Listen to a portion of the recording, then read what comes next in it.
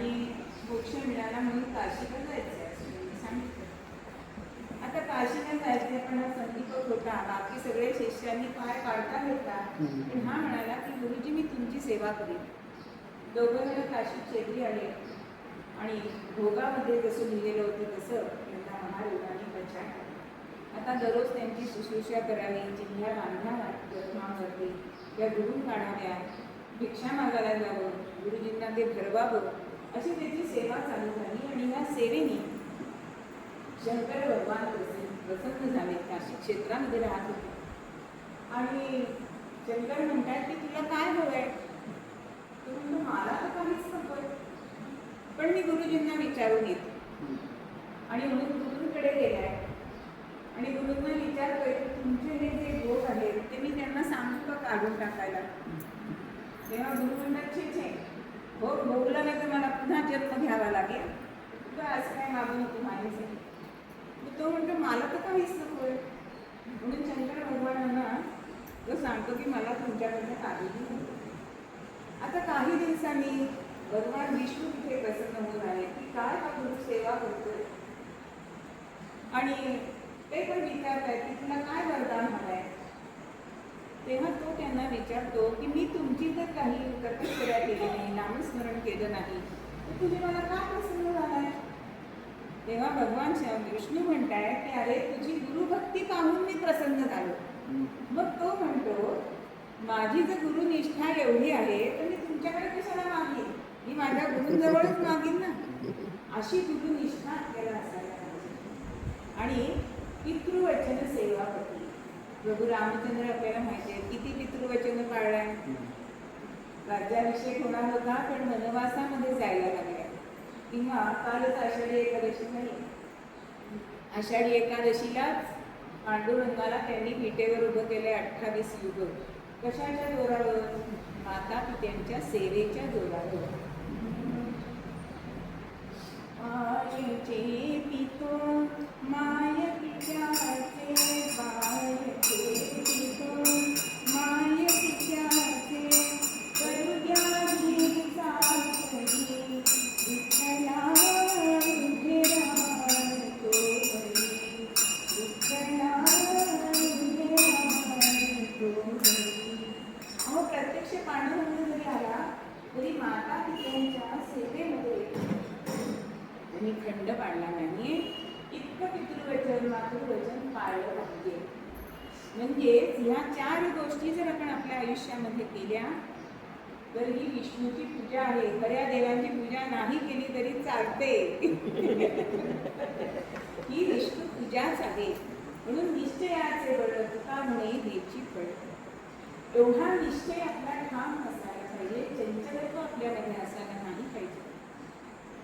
पण आपल्या मनामध्ये किती चंचलत्व असतं हो, आणि विश्वास नसतो. आपण जी एखादी गोष्ट करतो त्याच्यामध्ये आपला विश्वास असायला पाहिजे की नाही, की आपली मैत्रीण करते म्हणून आपण करतो असं नाही उपयोगाचं. एकदा काशी क्षेत्री स्नान चाललेले होते आणि शंकर भगवान आणि पार्वती चटकन म्हाताऱ्यांची रूप निघून आले. आणि त्या आजोबांनी ते पाण्यामध्ये गटांगड्या खायला सुरुवात केली. अहो परीक्षा द्यायची होती. आणि दुःखेच्या रूपामध्ये पार्वती माता धावा धावा माझ्या यजमानांना कोणीतरी वाचवा वाचवा. अहो सगळे जण पुढे आले. तेव्हा पार्वती माता काय सांगते, जो आत्ता याचे पापक चालन झालाय ना तोच यांना वाचवू शकेल. अहो एकेकाने पाय काढतानाच घेतला, कारण विश्वास नाही ना की आपण गंगा स्नान केलंय आणि आपण पापमुक्त झालोय, हा विश्वास नाही. पण एक तरुण मुलगा होता आणि त्याच्या मनात आलं की अरे आत्ताच आपण गंगा स्नान केलंय आणि आपण पापमुक्त झालोय तर या आजोबांना नक्कीच वाचवू शकतो. आणि त्याप्रमाणे त्याने त्या आजोबांना वाचवलं. पण इतरांच्या मनात काय आलं, आपण जर आजोबांना वाचवू शकलो नाही तर आपण पापी आहोत हे लोकांना कळेल. हे कळायला नको.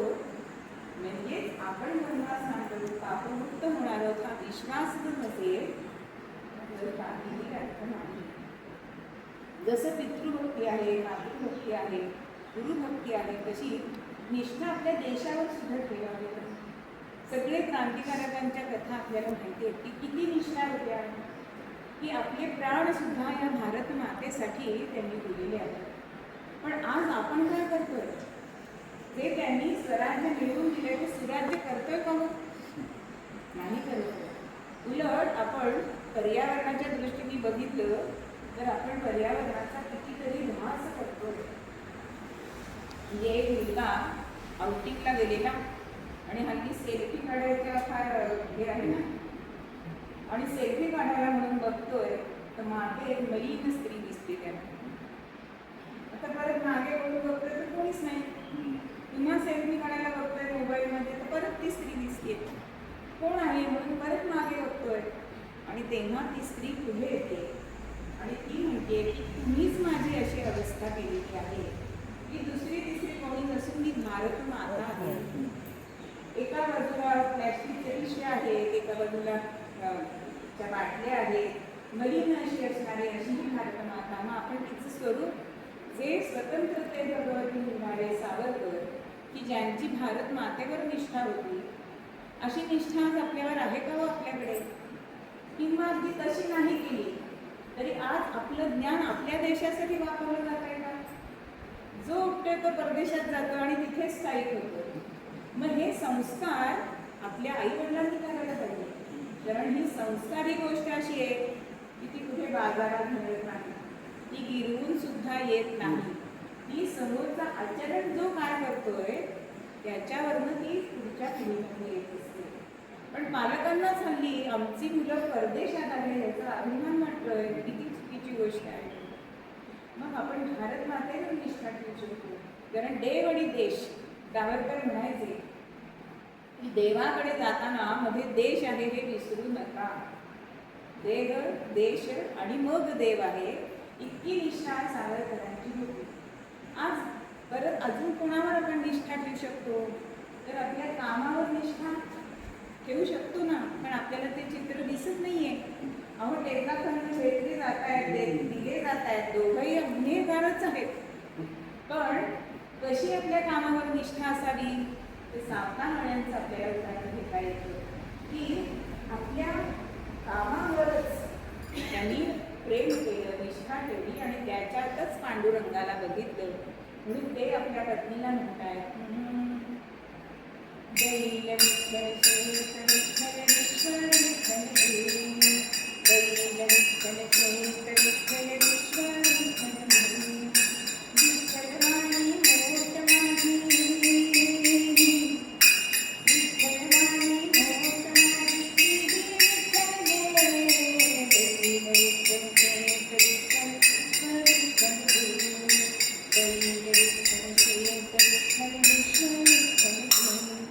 अशी आपल्या कामावर सुद्धा. मग शिक्षकांनी का बरं विद्यार्थ्यांना देव मानू नये? डॉक्टरांनी रुग्णांना का देव मानू नाही? असं जर मानलं तर 10,000 भरा आणि मग तुम्हाला आम्ही ॲडमिट करून घेतो, हे शब्दच यायचे नाहीत ना ऐकायला. पण अशी निष्ठा आपल्या कर्मावर हल्ली आपण ठेवत नाही, ती ठेवायला पाहिजे. पण संतांनी मात्र भगवंतावरती निष्ठा ठेवली, तो भाव ठेवला. कारण हा भाव म्हणजे बाजारातले चढ उतार शेअर भाव नाही बरं. तर असं एका सुभाषितामध्ये म्हटलेलं आहे, न काष्टे न पाषाणे न काष्टे. म्हणजे हा भाव जो आहे, आपण गणपतीला मूर्ती आणतो गणपतीच्या दिवसात, आदल्या दिवशी मूर्ती आलेली असते, त्याच्यामध्ये आपलं घर घालून जातं का? पण ज्यावेळी तिची आपण प्राणप्रतिष्ठा करतो त्यावेळी 3 दिवसांनी आपल्याला विसर्जन करताना वाईट का वाटतं? कारण त्याच्यामध्ये आपला भाव असतो. समोरच्यानी आपल्याला कसं बोलवलंय, काय ट्रीट करतोय, त्याच्यावरनं आपल्याला कळतं की नाही. एक सासूबाई होत्या, मनाविरुद्ध मुलींनी लग्न केलंय गरीब मुलाशी आणि दिवाळ सणाला सोन्याची चेन देते, पण देताना भाव कसा आहे? तुमच्याकडे नाही, बघा आम्ही देतोय तुम्हाला, असा जर भाव असेल तर जो खरा निष्ठावंत आहे त्याला चालेल का? म्हणजेच या भगवंताशी आपण अनन्य शरण जायला पाहिजे, तेव्हाच तो भाव आपल्यामध्ये येणार आहे. मग असा भाव द्रौपदीने केला, पण तरीसुद्धा जेव्हा वस्त्रहरणाचा प्रसंग आला त्यावेळी पहिल्यांदा तिने श्रीकृष्णाला हाक मारला नाही. तिला विश्वास कोणावर होता? आपल्या पतींवर होता, पण पतींनी मानाखाली घातलं. मग भीष्मांकडे गेले धृतराष्ट्राकडे गेले, द्रोणाचार्यांकडे गेले, कृपाचार्यांकडे गेले, पण कोणीही मदतीला आलं नाही. आणि शेवटी कृष्णा धाव म्हणून जे हात वर केले आणि तेव्हा मात्र भगवंत थांबून आलाय. सभेत क्षणिकाल सती द्रविडीना, सभेत क्षणिकाल सती द्रविडीना, गालितो प्रभु निज माया, माया गालितो प्रभु निज माया. उरलीतो वस्त्रांच्या राशीच्या राशी, उरलीतो वस्त्रांच्या राशीच्या राशी, खेडीत कौरव सपना, खेडीत कौरव सपना. अशा दीनाचा मी बलवान, दत्तासाठी हरिनाम भंडारे हरिनाम, दत्तासाठी. जेव्हा ती अनन्य शरण गेली तेव्हा भगवंताने तिच्यासाठी तिचा जो निष्ठावंत भाव बघितलाय आणि अनेक वस्त्र तिला पुरवले. हीच गोष्ट प्रल्हादाच्या बाबतीत नारायण मुखातून सुटलं नाहीये.